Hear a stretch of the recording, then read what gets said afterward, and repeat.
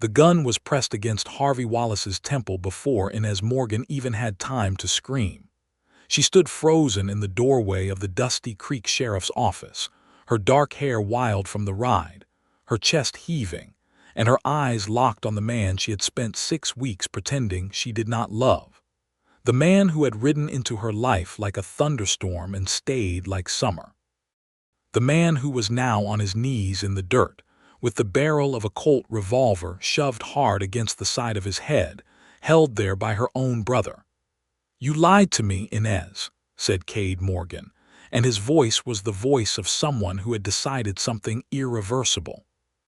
"You said you did not know where the deed was. You said you had nothing to do with the sale, but I have the letters right here. You wrote to him, you told him everything. Cade, please. He is a thief and a land grabber, and you helped him." Cade's hand trembled and the gun trembled with it, and Inez felt that trembling in the marrow of her bones. "Papa's ranch, our land. You handed it over to some fast-talking drifter who showed up in Dusty Creek with a pretty smile and a hidden motive, and you did not even see what he was doing to you." Harvey did not beg. He did not flinch.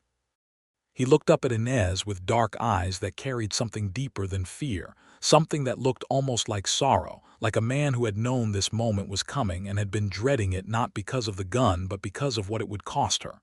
"Let me explain," Inez said, stepping forward. Her voice was steady in a way that surprised even herself. "Cade, if you pull that trigger, you will never know the truth. And you deserve the truth. We all do." Cade's jaw tightened. The lamplight from inside the sheriff's office threw long shadows across the street, and somewhere behind them a horse shifted and snorted, and the whole town of Dusty Creek held its breath. "You have 30 seconds, Cade said. And standing there, with her heart cracked open and her whole life balancing on the edge of a single terrible choice, Inez Morgan thought of the morning 6 weeks ago when none of this had yet begun, when the worst thing she had to worry about was the drought, and the creditors, and whether her father's failing health would take him before winter. She thought of the morning Harvey Wallace had ridden into Dusty Creek and changed everything. It had been a Tuesday in early October of 1879, and the Arizona Territory was still wearing the last of its brutal summer heat like a piece of clothing it could not quite shed. The main street of Dusty Creek was a ribbon of rust-colored dust bracketed by a handful of storefronts, a saloon, a livery stable, and a post office that also served as the town's telegraph station. The population numbered fewer than 300 souls, most of them ranchers, miners, or people who had run out of road somewhere else and decided to stop.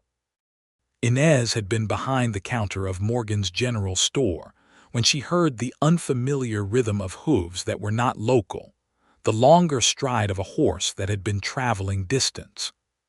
She had come out to the porch out of habit, because in a town this small a stranger arriving was an event, and because her father, Samuel Morgan, was upstairs in his bed with a lung fever that had been eating at him for 3 weeks, and she had taken to watching the road the way people watch something they are afraid of and cannot look away from. The man who swung down from the bay horse was tall, with the kind of leanness that comes from hard work rather than deprivation. He wore a gray duster that had seen considerable weather, and his hat was pulled against the sun at an angle that shadowed most of his face. He had a rifle scabbard on the saddle and a revolver on his hip, but so did nearly every man in the territory, so that told her nothing. What told her something was the way he looked at the town, not with the calculating squint of someone sizing up a mark, and not with the desperate relief of someone who has been too long without shelter. He looked at it with the quiet attention of someone trying to understand a place, the way a man looks when he genuinely wants to know what a thing is. He tied his horse at the post outside the livery and then turned, and Inez found herself looking directly at his face. He was perhaps 30 years old, with dark hair that curled slightly at the temples where the sweat had dried, and eyes the color of aged whiskey, brown with threads of amber in them. He had a jaw that suggested stubbornness and a mouth that suggested something more complicated, some private argument that had been going on for a long time. He saw her looking and touched the brim of his hat. "Morning," he said. His voice was a low, unhurried sound like water moving over stone. "Morning," she said back, and went inside before she could think of a single other thing to say. She did not ask anyone about him. She told herself this was because she had too many other things to worry about, which was true. The Morgan Ranch, 3 miles outside of town, had been carrying a debt against it since her father had taken out a loan from the Flagstaff Banking and Land Company 2 years prior in order to buy cattle he hoped would triple in value by the following season. They had not tripled. They had barely doubled, and the interest on the loan had grown faster than the herd. And now a man named Denton Graves, who served as the territorial agent for the Banking and Land Company, had been sending letters that were polite in their language and vicious in their meaning. The Morgan family had until the first of the new year to either pay the balance in full or surrender the deed. Samuel Morgan was too ill to fight it. Her brother Cade was 24 and full of the kind of rage that is useful for starting fights and ruinous for finishing them. Which left Inez, who was 27 and had been the backbone of this family since her mother passed 7 years ago, to figure out what to do. What she did not expect was for the solution to have a gray duster and amber eyes. She learned his name 2 days after he arrived. He had taken a room at the Dusty Creek boarding house, run by a widow named Mrs. Clara Holt, and he had paid a week in advance, which immediately elevated him in Mrs. Holt's estimation to a level just below sainthood. He had introduced himself as Harvey Wallace, formerly of New Mexico, and he had told Mrs. Holt he was a land surveyor looking for work in the region. This information reached Inez through the reliable channel of Pearl Dawson, who worked the counter at the post office and had ears like a hawk. "Land surveyor," Inez repeated, when Pearl told her. "That is what he said. Though I will tell you honestly, Inez, he does not look like a man who spends his days drawing maps.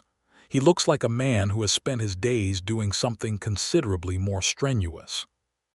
Inez had filed this information away without comment, but the following morning, when she carried a crate of dry goods out to the porch for loading, she found Harvey Wallace crouched near the steps examining a crack in the foundation boards with the same focused attention he had used on the entire town that first morning.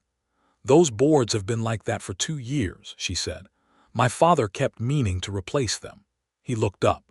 "Easy fix. You just need a short jack and some 8-penny nails. 20 minutes of work. Are you offering," he considered this, "if you have the nails?" She did have the nails, as it turned out, and he was right about the 20 minutes. He worked with the economical efficiency of someone who had fixed a great many things in his life without a great many tools, and she stood in the doorway of the store and watched him, telling herself she was watching to make sure he did it properly.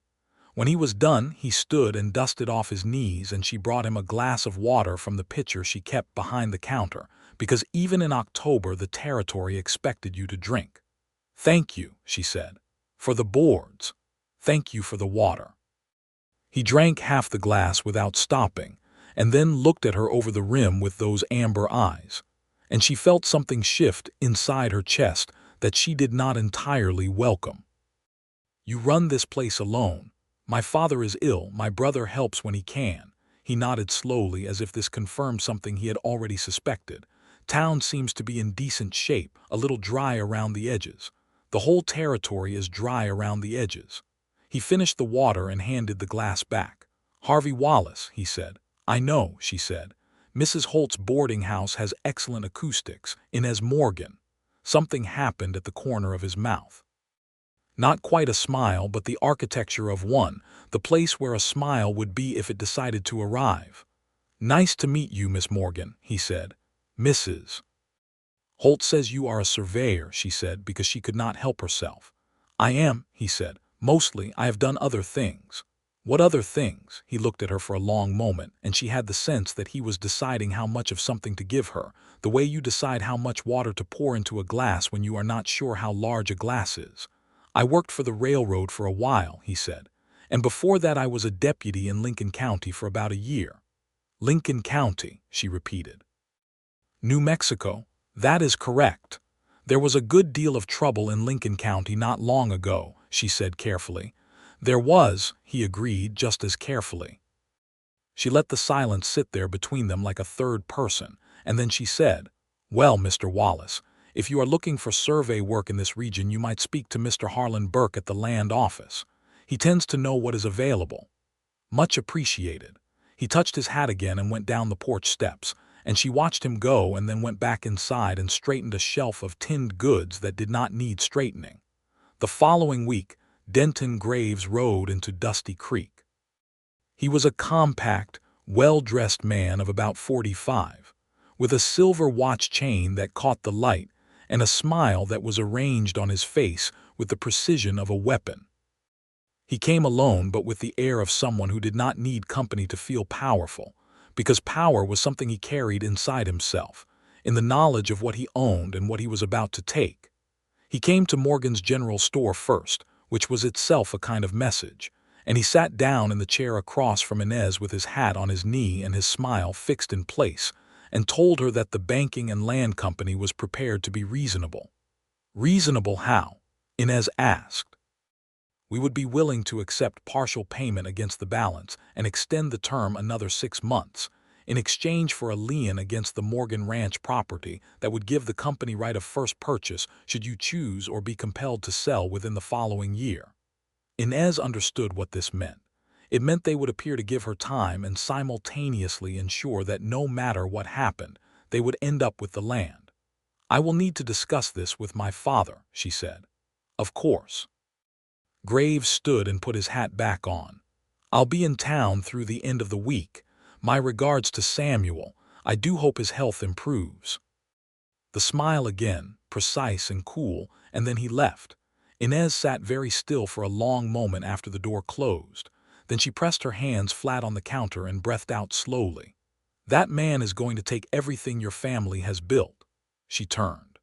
Harvey Wallace was standing in the open back doorway, where the storeroom connected to the alley.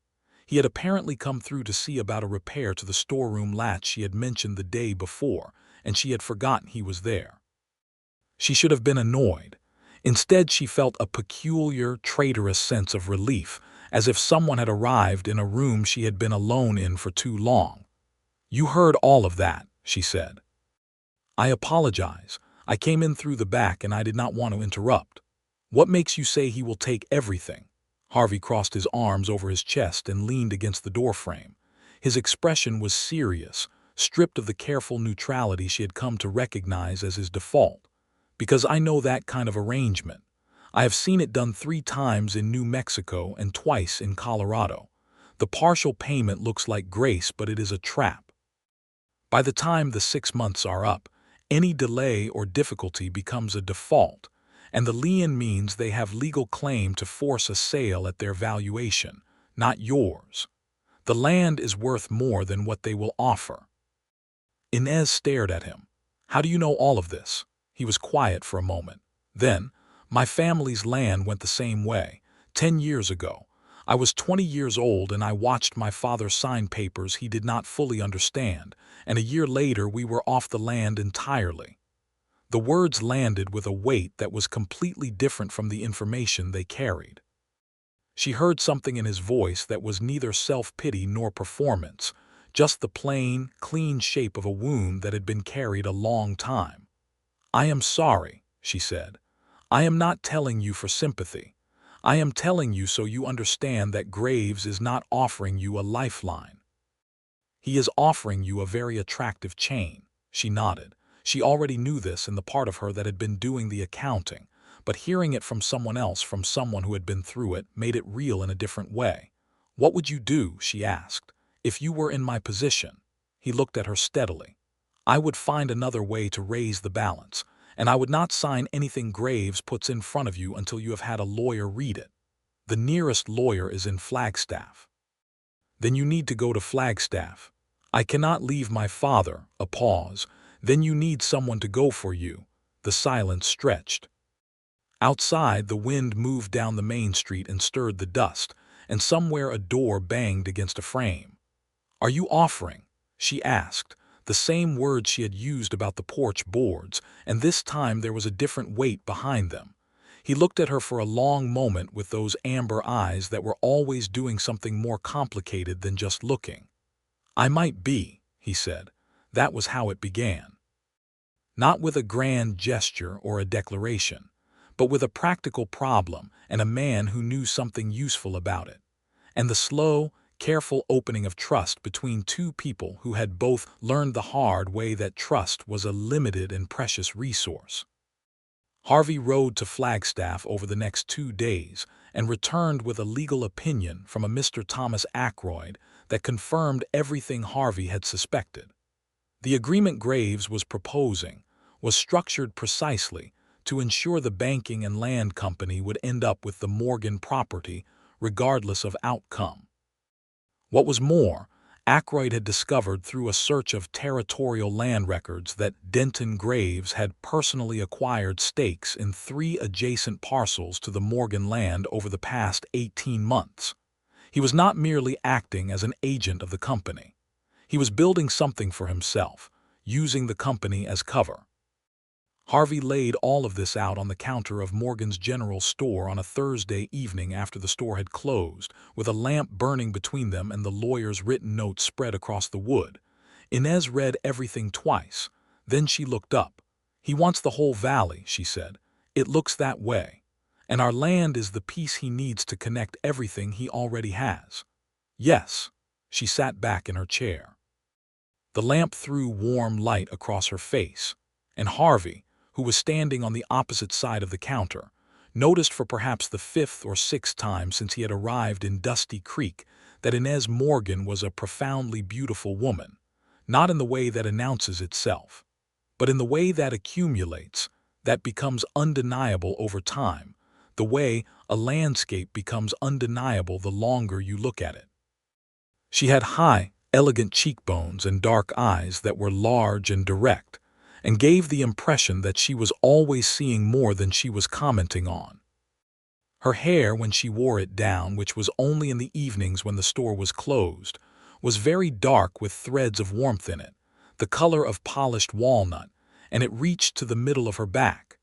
She was slender but not delicate, with the kind of strength in her hands and posture that came from years of work, real work, the kind that leaves marks. She was also, Harvey had come to understand, the most capable person he had met in a very long time, possibly ever, and this understanding had been doing something uncomfortable and irreversible to him over the past 2 weeks. "Thank you," she said, "for going, for all of this. You did not have to." "I know," he said. "Why did you?" He considered the question with more honesty than he probably should have, given that honesty in this direction was a complicated road. "Because someone should have done it for my father," he said finally, "and because you are clearly someone worth helping." She looked at him for a long time. Then she said, "Have dinner with us tonight. I'm making something my mother used to make and there is always too much of it." He said yes. That dinner was the first time he met Samuel Morgan. Inez's father was sitting up in bed with a pillow behind him and the stubborn, hollow-eyed look of a man who is ill and furious about it. He was in his middle 60s, with white hair and the remnants of what had clearly been a powerful physical presence, and he looked Harvey over with the sharp, undimmed eyes of someone whose body had given out but whose mind had not. "Surveyor," Samuel said when Inez introduced him. "Yes, sir. What do you make of the Morgan land, if you have seen it?" "I have ridden past some of it," Harvey said. "The eastern acres along the creek look well watered. The grazing land is dry but not beyond recovery with a wet winter. The soil in the lower fields is good." Samuel nodded slowly. "It is good land. My wife and I built the house ourselves in 1857, hauled the timber down from the hills. I have no intention of letting Graves get his hands on it." "I understand that, sir. Can you help my daughter fix this?" Harvey glanced at Inez, who was in the doorway with her arms crossed and an expression he could not quite read. "I intend to try," he said. Samuel seemed to decide something. "Stay for dinner, then," he said, as if it had been his idea, which made Inez's mouth twitch in a way that Harvey found completely captivating. Cade came home from the ranch just as Inez was ladling stew, and he was less warm. Cade Morgan was a broad-shouldered young man with his sister's dark hair and his father's directness, and considerably less of either one's patience. He sat down across from Harvey and said, "I hear you have been making inquiries about our family's business." "Cade," Inez said. "It is a fair question," Harvey said. "Yes, your sister asked me to look into the legal structure of the agreement Graves is proposing. I know a lawyer in Flagstaff and I was glad to help." "We do not need outside help."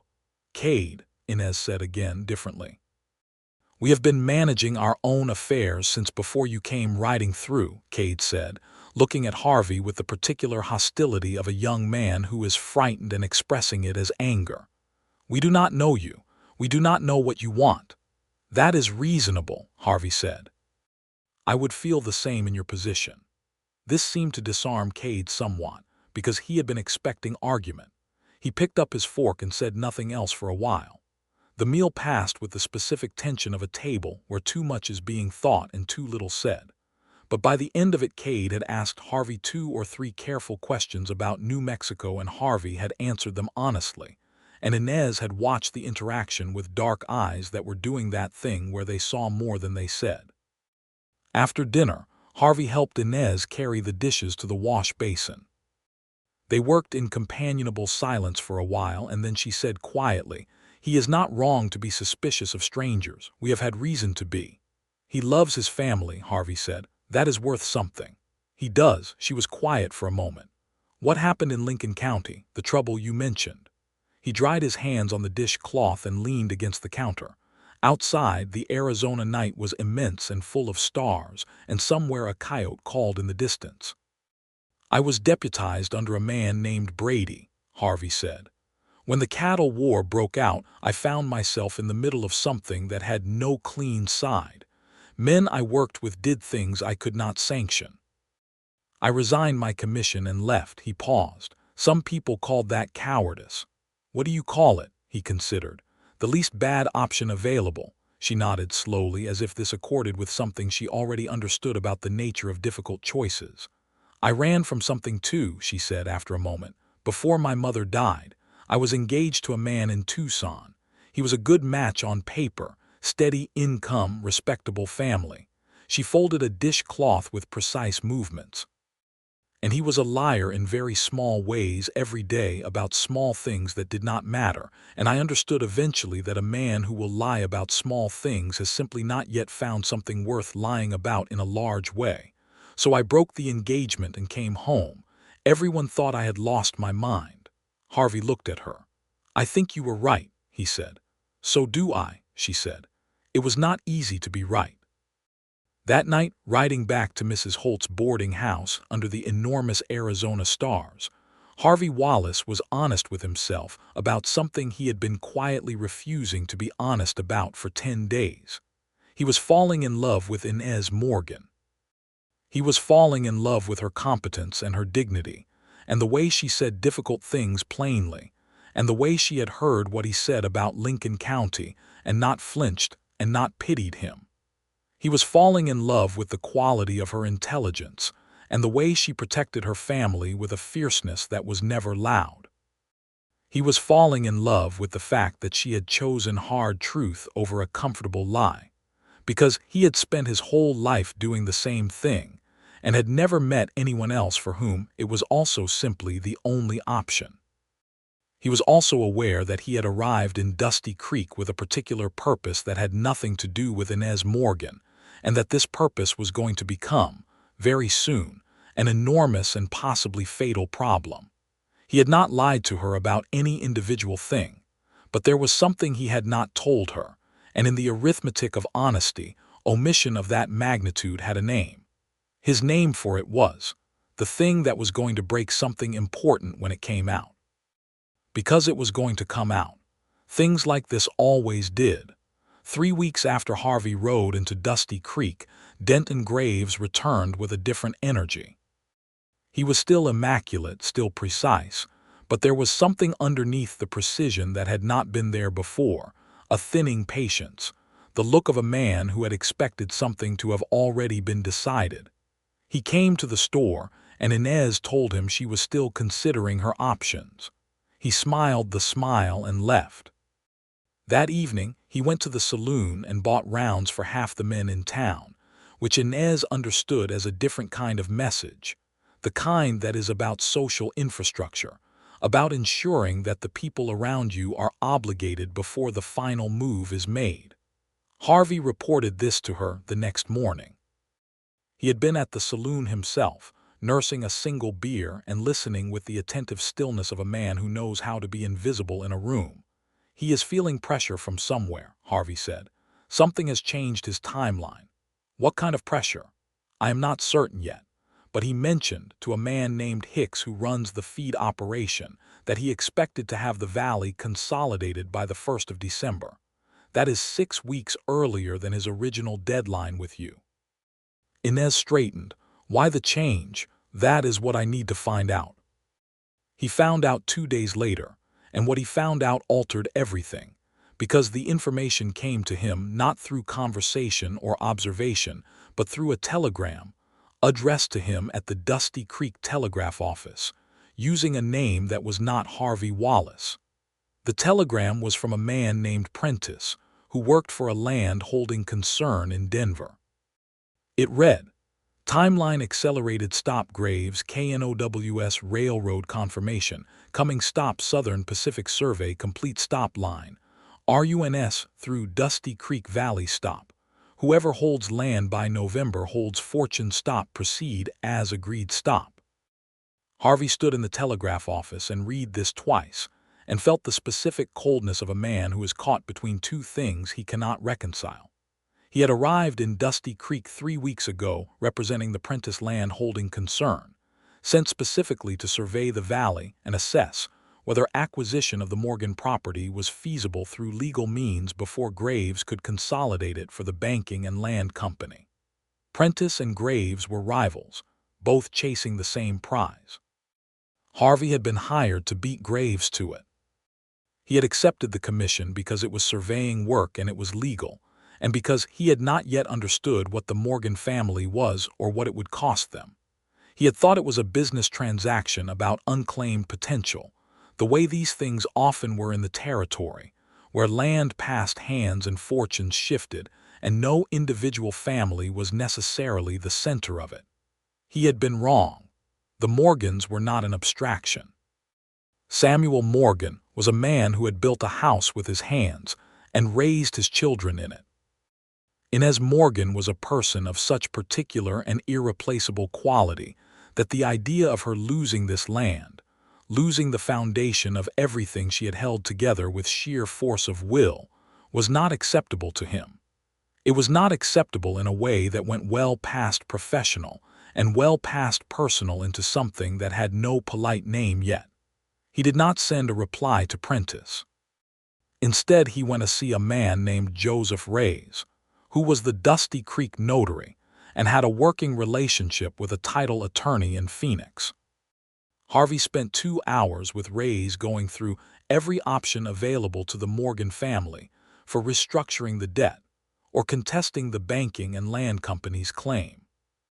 What emerged from this meeting was a narrow but real path.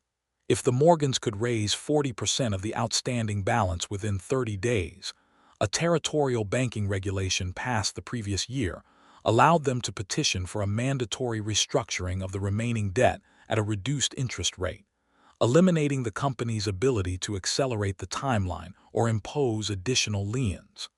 The question was the 40%. The number was significant but not impossible. The Morgan cattle herd, if properly liquidated through the Flagstaff market rather than the local buyer who was almost certainly in Graves's orbit, could cover perhaps 30%. The remaining 10 would require something else. Harvey had that something else. He had been saving wages for 3 years and had a sum on deposit in Santa Fe that, converted and transferred, would cover the gap. He had never spent it because he had never found anything worth spending it on. He had found something now. The problem, of course, was how to offer this to Inez without telling her why he had it, and what he had originally come to Dusty Creek to do. He tried to think of a way to do this that did not involve telling her the truth, and he could not find one. Not because the math did not work, but because Inez Morgan was the kind of woman who would eventually know. And when she did, the manner in which he had told her would determine everything. He went to the store on a Friday evening after closing, when the lamplight was gold and the town had settled into its nighttime quiet. He sat down across from her and folded his hands on the counter and said, "I need to tell you something, and I need you to hear all of it before you respond." She looked at him with those dark, direct eyes. "All right," she said. He told her everything. He told her about Prentice, and the commission, and the reason he had come to Dusty Creek. He told her about the Southern Pacific Survey and what it meant for the value of the valley land. He told her about the telegram. He told her that he had not told Prentice anything that would harm the Morgans, but that his original purpose had been to assess the feasibility of acquisition, which was a dressed-up word for the same thing Graves was doing. He told her that he had made a choice not to proceed with that purpose, and that the choice had cost him the commission and a professional relationship he could not easily replace. He told her all of this looking at her steadily, the way he tried to look at difficult things without flinching and without dressing them up. When he finished, she was quiet for a long time, long enough that the lamp flame moved twice in the still air and a horse went by outside at a slow walk. "You came here to help someone take our land," she said. "Yes. And now you are trying to help us keep it." "Yes. What changed?" Another question that deserved more honesty than was comfortable. "You did," he said. "Your father did, this place did." I understood what it actually was rather than what it looked like from a distance, and what it actually is does not deserve to be acquired or consolidated or used as a piece of someone else's financial machinery. She was still quiet. He could not read her expression with any confidence. He had become good at reading people over 30 years of paying attention to them, but Inez had depths that were not easily mapped. "What about the money?" she said. "The 40%. I can transfer funds from my account in Santa Fe. It would cover the gap between what the cattle sale generates and what you need for the petition. That is your savings." "Yes." "Harvey," she stopped, started again. "You cannot give us your savings. You barely know us." "I know you well enough," he said, with a quiet directness that meant several things at once. She looked at him for a long, unguarded moment, and he saw something in her eyes that was not quite gratitude and not quite something else, the intermediate state between a door that is closed and a door that is open. "This is not how I expected this conversation to go," she said finally. "I imagine not." "I am angry," she said, and her voice was very level. "About what you came here to do. I want you to know that. I know you should be. I am also," she stopped again. "I'm also trying to understand why a man who could have simply proceeded with a commission and made money and left instead chose to sit here and tell me something that makes him look terrible." "Because you deserve to know it," he said, "and because I am not willing to be the kind of man who omits things of that magnitude from people who matter. People who matter." The phrase sat in the air between them. She heard everything it contained. He could see that she heard it. The color in her cheeks shifted slightly. "I need time to think," she said. "Take all the time you need." He stood to leave. He was at the door when she said, "Harvey," he turned. "Thank you for telling me." He nodded once and went out into the Arizona night. The next 3 days were the longest of his recent memory. He threw himself into the practical work, corresponding with the notary in Phoenix, wiring the Santa Fe bank, riding to Flagstaff to speak with a cattle broker he had used previously in his capacity as a surveyor who also happened to know the Morgan herd's legitimate market value.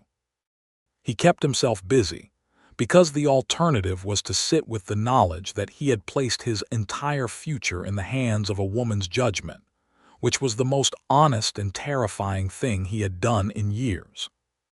On the third evening he was coming back from the telegraph office when Inez fell into step beside him. She matched his pace without preamble, which was very much her style. "I have been thinking about betrayal," she said, as if they were resuming a conversation. "That seems appropriate," he said carefully. "There is betrayal that is about malice, and there is betrayal that is about ignorance, and there is betrayal that is about cowardice," she said. And then there is the thing where someone was headed in one direction and then chose differently, which is not exactly betrayal but is the thing that most resembles it from the outside. And which category does my situation occupy? He asked. The last one, she said, I think. I want to be careful about that because it is easy to be generous to someone whose company you enjoy and whose intentions now appear good and call it fair-mindedness when it is actually just wanting to find a way to forgive something. That is very honest, he said.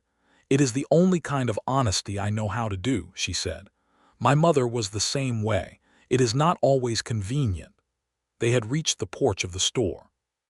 She stopped and turned to face him, and the evening light was doing something extraordinary to her, making the dark of her hair almost purple and the warm brown of her skin glow, and he understood that he was in very serious trouble emotionally and had been for some time.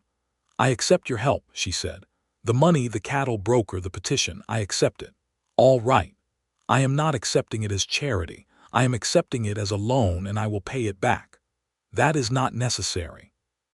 It is necessary to me, she said firmly, and he understood that this was not negotiable and that her pride was not the small, fragile kind but the large, architectural kind that held a person upright, and that arguing with it would be both useless and disrespectful.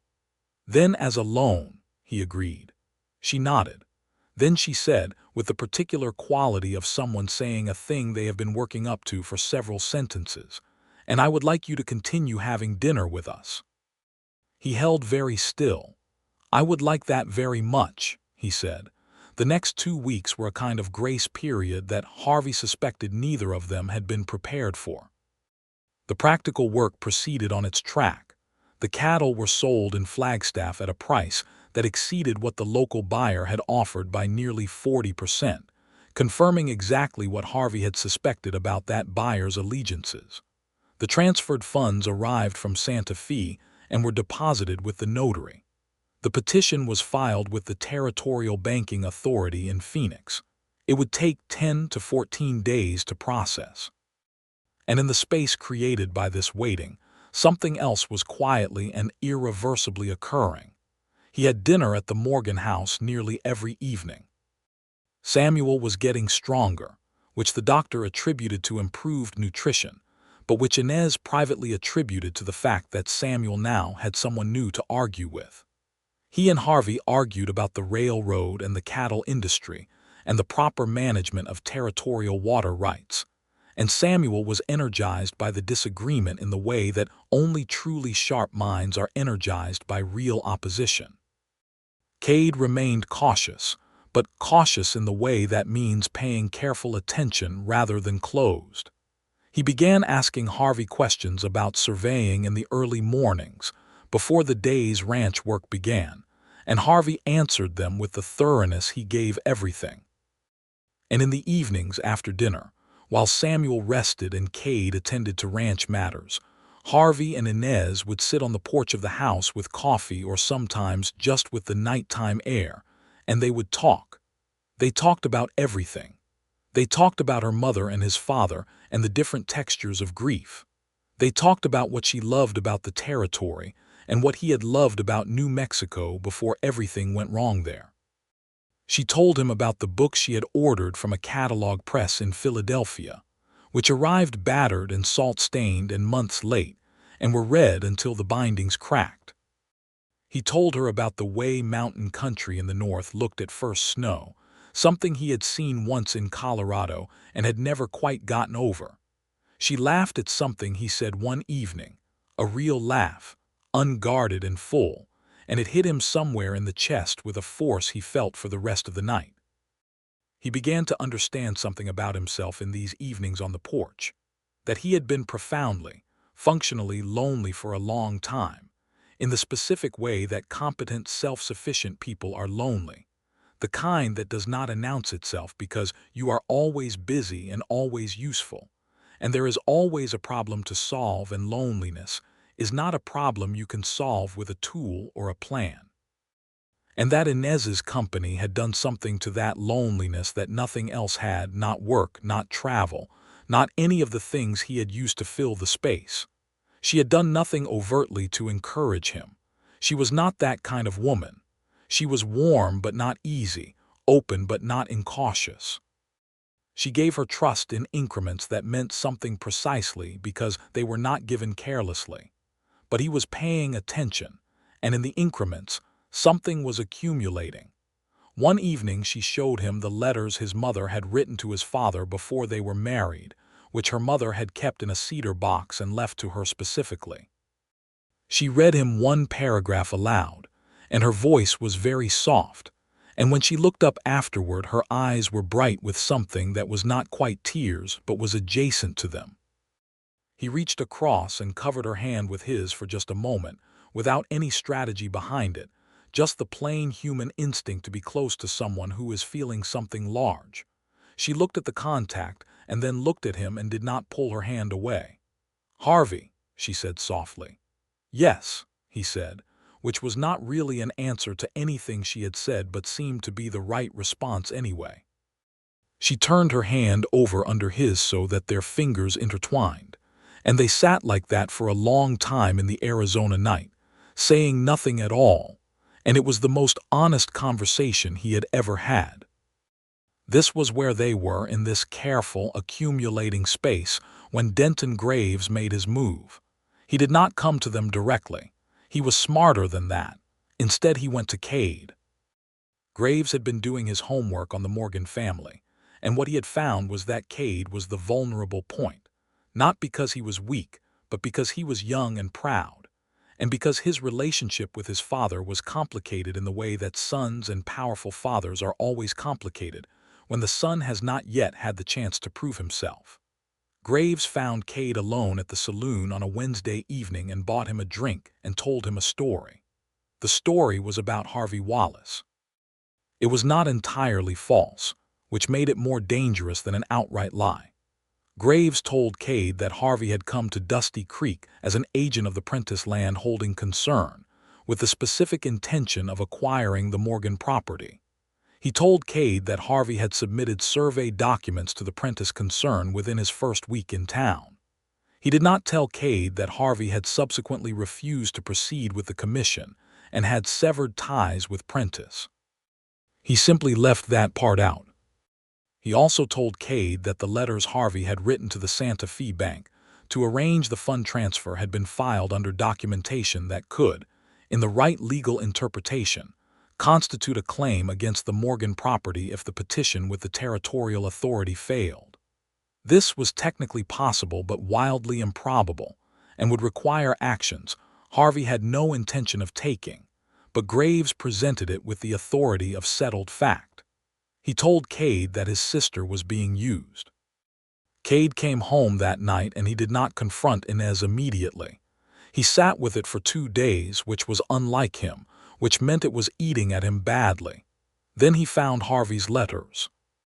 Not the banking letters, which would not have told him much, but the letters Harvey had written to Pearl at the telegraph office, requesting information about the Dusty Creek land registry, which Cade found in a box Pearl had given Inez, and which Inez had not yet opened. In isolation, those letters looked exactly like what Graves had said. Cade did not come to Harvey. He went to the sheriff's office, where the sheriff, a man named Aldrich who was old and slow and fundamentally honest, had unfortunately already been visited by Graves that morning with a set of concerns about a possible land fraud scheme.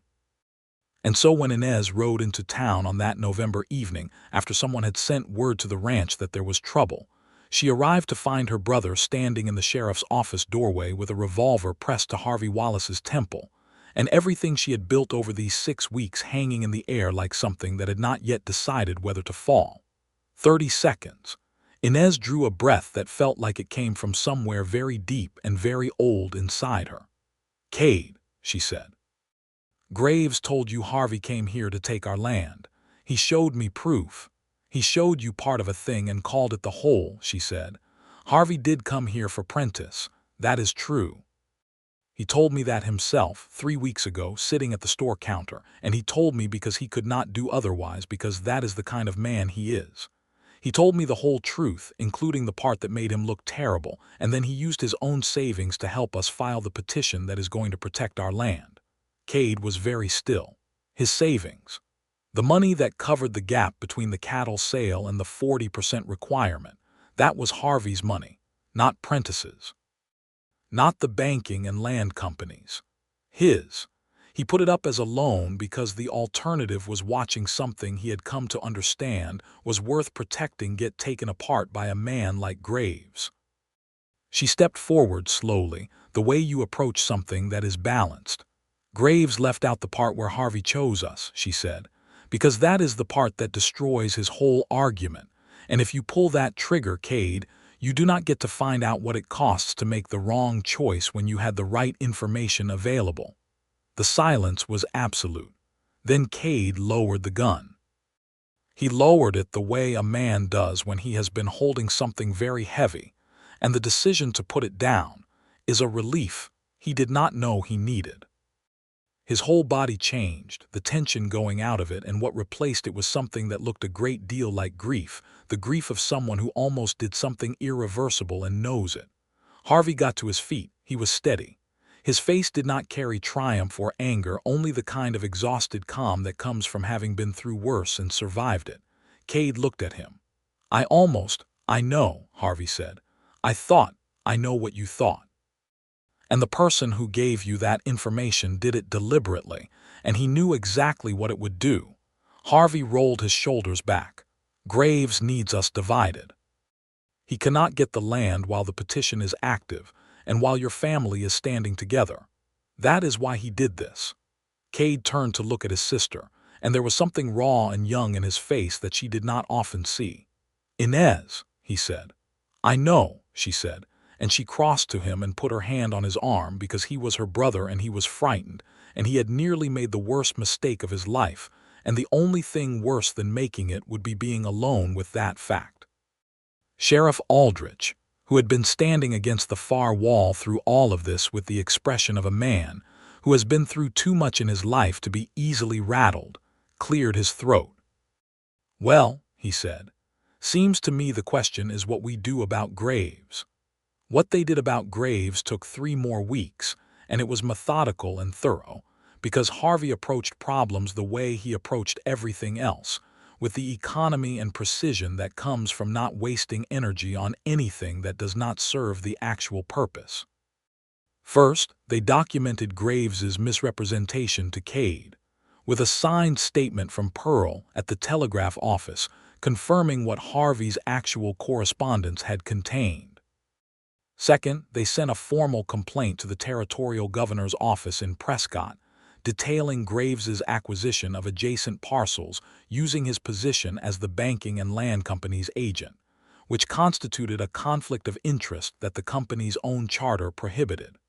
Third, they waited for the petition to be approved. The approval came on the 20th of November, 11 days after the confrontation in the sheriff's office. A letter from the Phoenix Banking Authority confirmed that the Morgan debt had been restructured under the territorial regulation, the interest rate reduced, the timeline extended, and all additional lien rights extinguished. The banking and land company had no legal avenue remaining to force a sale. Denton Graves left Dusty Creek the following morning. He left early enough that no one saw him go, which was exactly the kind of exit a man like that makes when the ground has gone out from under him. Samuel Morgan came downstairs for dinner that evening for the first time in 6 weeks. He walked slowly and with a cane, but he walked, and he sat at the head of his table with the particular dignity of a man who has decided that dying is going to have to wait. Cade cooked, badly but with tremendous enthusiasm, and Mrs. Holt from the boarding house came, and Pearl from the telegraph office, and Joseph raised the notary, who had contributed more to the outcome than he was ever going to accept credit for. Harvey sat between Samuel and Inez, and the table was loud with the specific kind of noise that relief makes when it is allowed to relax into something like celebration. After dinner, when the guests had gone and Samuel had been settled back upstairs, and Cade had retired to the bunkhouse at the ranch, Harvey and Inez sat on the porch again in the cold November air. She had a shawl around her shoulders and he had turned his collar up, and the sky above the Arizona territory was tremendous with stars. "You should stay," she said, not tentatively. In the plain, direct way she said most things. "In Dusty Creek," he said. "Yes." He was quiet for a moment. Then, "Is that what you want?" She turned to look at him, and in the starlight her face was very clear and very serious. "I want a great many things," she said. "Most of them are sensible. Some of them are not. You fall into the category of things I want that I have spent some time arguing with myself about." "And how has that argument resolved?" "In favor of wanting you," she said, and the plainness of it, the absolute unadorned courage of it, made him feel something so large and disorderly that his whole chest seemed insufficient to contain it. He reached over and took her face in both his hands, very carefully, the way you hold something you have been waiting for without knowing you were waiting. "I love you," he said. "I have been trying to find a more dignified way to arrive at saying that, but I cannot think of one." "Good," she said. "I do not want a dignified way, I want the real way," and she covered his hands with hers. "I love you too, Harvey, in the terrifying, inconvenient, fully committed way I thought you should know." He kissed her, there on the porch of her father's store under the Arizona stars, and it was the simplest thing and the most enormous thing, and both of those things were exactly right. The winter of 1879 settled over Dusty Creek with uncharacteristic gentleness. The rains came in December, real rains, the kind the territory had been wanting for 2 years, and the creek rose and the grazing land began its slow recovery, and Samuel Morgan stood on the porch of his ranch house in the weak December sun, and said it smelled like his first year on this land, which apparently smelled like a promise. Harvey stayed. He set up a proper surveying practice in Dusty Creek, which turned out to be needed, because the Southern Pacific Confirmation had indeed come through, and the valley was going to be transformed by the railroad's arrival, and someone was going to need to survey every parcel that changed hands and draw every plat that organized the growth. And Harvey Wallace was both very good at this, and deeply committed to doing it in a way that treated the people who had been here before the railroad with the respect they were owed. He and Inez were not subtle about what they were to each other, because subtlety in a town of 300 people is a theoretical concept. They were seen walking together, working together, sitting on porches together, and the town took the information in and adjusted and moved on, because Dusty Creek was a practical place, and its people had better things to do than be scandalized by 2 adults who had found each other. Samuel approved, loudly and repeatedly, which Inez bore with patient affection. Cade came around more slowly but with more completeness, the way someone who has made a serious mistake and been forgiven for it often does, with a gratitude that goes deeper than it needs to and a respect that costs him nothing because it is real. He and Harvey built a fence line together in January in the cold, working side by side in the early mornings before Harvey's office hours began, and they talked very little while they worked, and this turned out to be the best possible foundation for genuine friendship. On a Saturday in late February of 1880, Harvey asked Samuel Morgan for permission to marry his daughter. He did this formally, sitting in the parlor with his hat in his hands and his back straight, because Samuel was the kind of man who would appreciate the formality not for the tradition's sake, but for the seriousness it implied. He told Samuel that he loved Inez and that he understood she was a person who did not need anyone's permission to do anything, but that he was asking because he respected the family she had built and wanted to be part of it honestly. Samuel looked at him for a long time with those sharp, undimmed eyes. "Son," he said, which was the first time he had ever used that word to Harvey, and they both felt the weight of it. "She has been running things around here since she was 20 years old, and she has never once asked for help she could not pay back. The fact that she let you in is the most remarkable thing I have seen in a long time." He extended his hand. "You have my blessing, and you had better be worthy of it every single day." "I intend to be," Harvey said, and he shook the old man's hand. He proposed to Inez on a Sunday morning, which was the one morning of the week she allowed herself to be slow. She was at the kitchen table of the ranch house with coffee and one of her Philadelphia catalog books, and she looked up when he came in and saw something in his face and put the book down. He did not get down on one knee because the kitchen floor was cold, and because Inez was not a woman who needed theatrical gestures. He sat across from her at the table and he said, "I have spoken with your father. I would like to marry you if you will have me, and I would like to spend the rest of my life in this valley helping build something that is worth building, with you." She looked at him for a long moment. Her hands were wrapped around her coffee cup and the morning light was in her hair and she was the most beautiful thing he had ever seen. "Yes," she said, "just that. Simple and complete the way she was." Then she smiled, which she did with her whole face, and it was the smile that had been doing things to him since approximately the first week of October, and he thought he would never be entirely immune to it. They were married in April of 1880, when the desert was blooming. The ceremony was held in the open air outside the Morgan Ranch, because there was no church large enough to accommodate everyone who turned out, which was somewhat more than 300 people, including several families from outlying ranches and one enterprising family from 30 miles north who had heard there was a celebration, and come on the grounds that celebrations are improved by additional participation. Mrs. Holt cried from the first words of the ceremony to the last. Pearl from the telegraph office was Inez's witness, and Cade stood with Harvey, having accepted this role with the quiet dignity of a young man who is genuinely glad for it.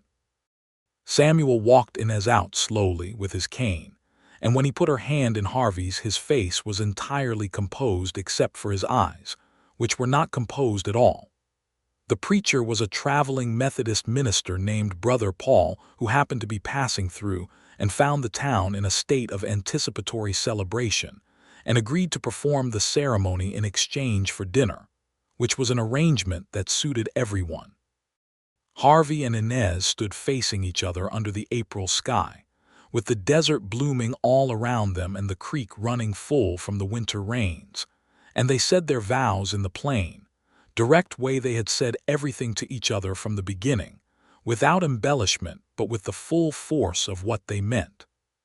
He kissed her when it was finished, and the crowd was deeply enthusiastic about this, and Samuel Morgan raised his cane in the air in a gesture that was either approval or a desire to conduct the enthusiasm, and Cade laughed, and it was the best day Harvey Wallace had experienced in his entire life. They settled into the life with the same quality they had brought to everything else, fully and without waste. Harvey's surveying practice grew as the railroad development brought new business and new people to the valley, and he earned a reputation for honest dealing that brought him work from families who specifically did not want to be cheated, which turned out to be most families. He also worked, quietly and persistently, with the Territorial Land Office to document and protect the claims of several Apache families whose traditional land use had been repeatedly disregarded by incoming settlers. This was not popular with everyone in the valley, but Harvey did it because it was right and because Inez supported it completely, and her support made him braver than he would have been alone. Inez expanded the general store, adding a proper dry goods section and a small lending library of the kind that had been her private dream since she had been ordering those battered books from Philadelphia. The library was housed in a glass-fronted case along the back wall and contained, by its second year, nearly 40 volumes, which were circulated to everyone in Dusty Creek and the surrounding area on an honor system that turned out to be broadly honored. This was the kind of thing that made Harvey love her in new ways on a regular basis. Samuel Morgan's health improved steadily through the spring and summer. He never fully recovered the physical vigor of his earlier years, but he recovered enough to sit on his porch and argue, and to stand in the field and supervise Cade, which was apparently what the ranch had needed all along. Cade grew into his responsibilities with the gradual confidence of someone who is finally allowed to do a thing he has always been capable of. And the Morgan Ranch began to thrive in a way it had not in several years. The following spring, on a late morning in March of 1881, Inez came to find Harvey at his surveying office, which was a small room next to the land registry that smelled of paper and pine and ink. She came in without knocking, which was her custom, and she sat down across from him and folded her hands on the desk with an air of controlled composure that he had learned to recognize as the precursor to news of significance. "We are going to have a child," she said. He put down his pen. He looked at her for a moment with an expression that he was aware was probably making him look somewhat undone, which was accurate. "Yes," he said, which was not the most articulate thing he had ever said. "Yes," she confirmed, with the composure cracking just slightly at the corners, enough to let the joy out. He was around the desk in 2 steps, and he pulled her up out of the chair and held her, carefully and completely, with his face against her hair and the March sun coming through the window and the whole future suddenly present in the room. "Are you frightened?" she asked, muffled slightly by his shoulder. "Enormously," he said. "Are you?" "Yes," she said. "But I find that manageable fear is better than the alternative of not having this." He laughed against her hair. Even now, even at this, she was precise and exact. He loved her precisely and exactly. The pregnancy proceeded through the spring and summer in the way that things proceed when you are both anxious about them and desperate for them to arrive. Inez continued working at the store well into August, because she was Inez and stopping was not something she did without a compelling reason, and Harvey hovered at a carefully calibrated distance that tried to balance his worry with her need to not be managed. He was not always perfectly calibrated, and she told him so, kindly but clearly, and he adjusted. Samuel was beside himself with anticipation in a way that he expressed through increased pontificating about child-rearing, which Cade absorbed with the patient expression of a man who has known his father his entire life. In October of 1881, exactly 2 years after Harvey Wallace rode into Dusty Creek on a bay horse, Inez gave birth to a boy. He was born in the Morgan Ranch house with the doctor and Mrs. Holt present, and he arrived with considerable noise and intention, which was fitting. Harvey was in the adjoining room, and the waiting was the worst thing he had ever done. Worse than Lincoln County, and worse than the conversation across the store counter, where he told Inez who he had been sent to Dusty Creek as. When the doctor came to tell him it was done and they were both well, he had to sit down on the hallway bench because his legs had made a unilateral decision to stop holding him up. They named the boy Samuel Reyes Wallace, for Samuel Morgan, and for Joseph Reyes, who had helped save the land. Samuel Morgan, upon hearing this, said nothing at all for a full minute, which was unprecedented, and then said, "That is a good name," in a voice that was very close to being unsteady. Young Sam, as he came to be known, was a loud, curious, enormously determined infant who grew into a loud, curious, enormously determined small child. He had Harvey's amber eyes and Inez's dark hair and the Morgan stubbornness, and the Wallace tendency toward intensity, which was an extremely potent combination that kept everyone in his vicinity fully occupied. Cade turned out to be spectacularly good with children, which surprised him more than anyone. He was the kind of uncle who teaches practical things with genuine enthusiasm, and young Sam followed him around the ranch like a shadow from the time he could walk. The years settled into themselves the way years do in good places, accumulating rather than merely passing. Harvey and Inez built a house of their own on the northern edge of town, not far from the store, with a porch that faced west and caught the evening light. Harvey built it himself over the course of a year, on weekends and early mornings, with help from Cade and 2 friends he had made in town, and it was not the largest house in Dusty Creek, but it was built well, with the economical precision Harvey brought to everything, and Inez chose every room's character with the care of someone who understands that the spaces we live in shape the people we become. She put a bookshelf in every room, which Harvey thought was excessive, and Inez thought was insufficient but accepted as a compromise.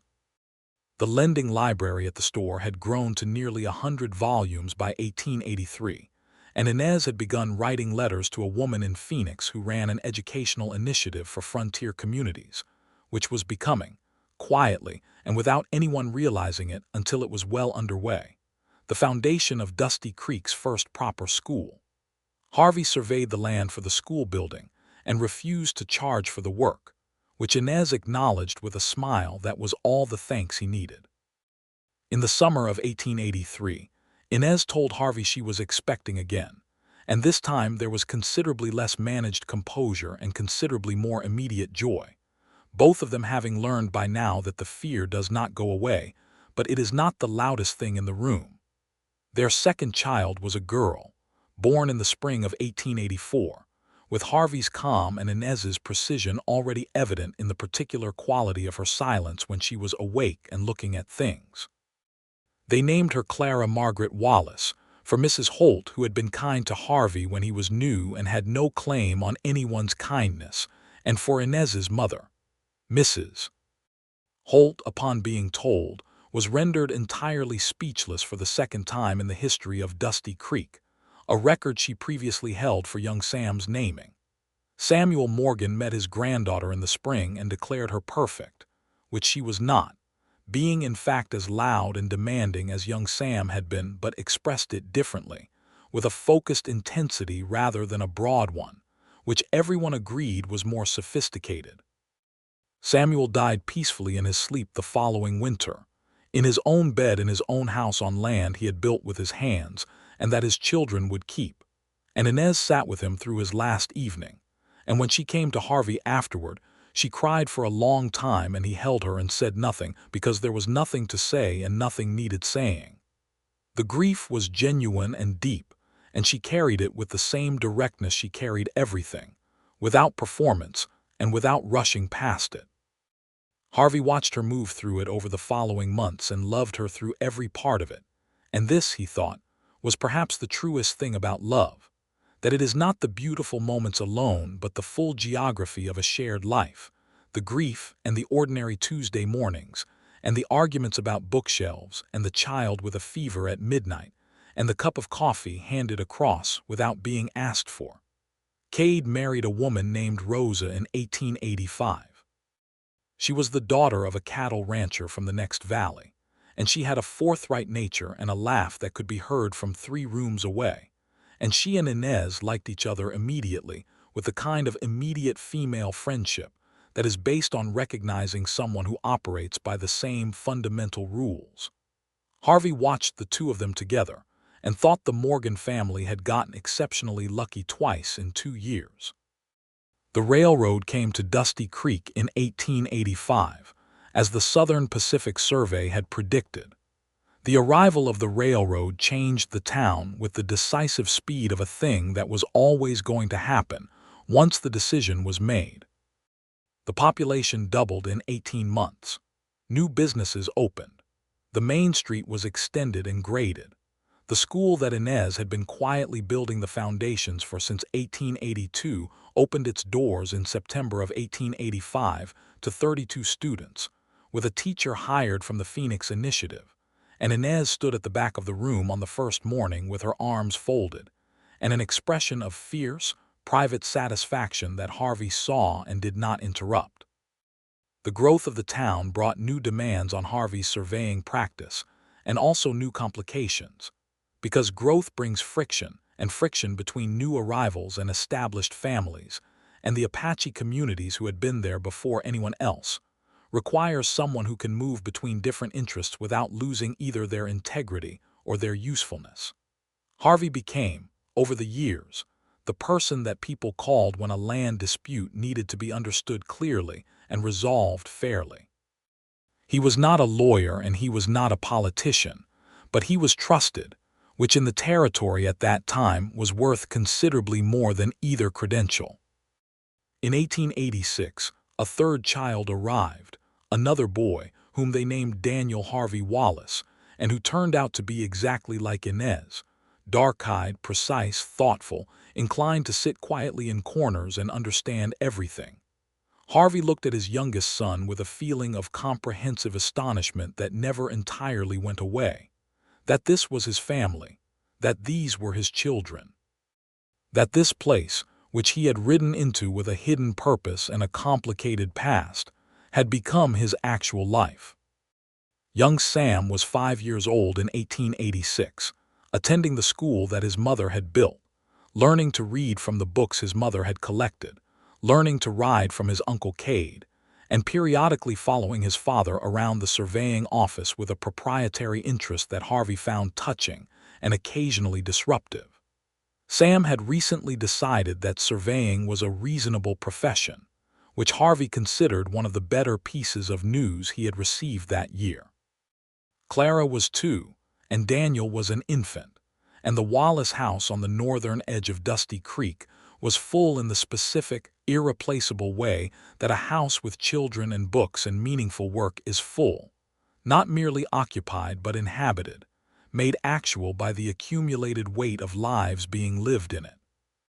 One evening in the autumn of 1886, Harvey and Inez sat on the west-facing porch as the sun went down behind the distant hills, and the Arizona sky performed the nightly extravagance it performed without acknowledgement, as if it did not know it was extraordinary. Daniel was asleep inside. Sam and Clara were in the back garden being supervised by nobody in particular, which was fine because Sam had appointed himself his sister's guardian at age 3 and took the job with absolute seriousness. Inez was reading, as she usually was in these evening hours, a book from the lending library that she had technically been meaning to return for 6 weeks. Harvey was doing nothing, which was something he had learned to do by watching her, by understanding that a life conducted entirely at full effort eventually depletes itself, and that the porch and the evening light and the presence of someone you love is not wasted time, but the thing that makes all the other time possible. He looked at her in the evening light. 7 years of evenings, and she still had the capacity to make the world seem larger and more real simply by being in it. "What are you thinking about?" she asked, without looking up from her book because she always knew when he was looking at her. "Everything," he said. She looked up at that with those dark eyes that still saw more than they commented on. "That covers a great deal of ground," she said. "It is a great deal of ground," he said. She smiled. That full, whole-face smile that had been undoing him since October of 1879. She put the book down and turned to face him, and she looked at him the way she had always looked at him, directly and without guards, with the total quality of her attention that made him feel, every time, as if he were being clearly and completely seen by someone who had decided that what they saw was worth keeping. "Are you happy?" she asked. "Remarkably," he said. "Good." She leaned her head against his shoulder, which was a thing she did sometimes in these quiet hours, and he put his arm around her, and they sat in the warmth of the fading day, with the sound of Sam and Clara playing in the garden and Daniel breathing in the quiet house behind them, and the vast Arizona sky turning its slow colors above the valley that was theirs, that they had fought for and kept and filled with something real. The creek ran full at the bottom of the Morgan land. The grass was good this year. The school had 38 students and needed a second room, which Harvey had already agreed to survey. The lending library had 140 volumes and a waiting list, which Inez had also already addressed. Cade and Rosa were expecting their first child in the spring, which would make Samuel Morgan a grandfather by proxy through Cade, which seemed appropriate. The railroad had brought Dusty Creek into the modern era without entirely erasing what it had been before, which was a better outcome than most towns got. And Harvey Wallace, who had ridden into this valley 7 years ago carrying a hidden purpose and a dark past, and the specific loneliness of a capable man who has not yet found what he is building toward, was sitting on a porch in the evening light with the woman he loved, in the life he had not known he was looking for until he found it. It was enough.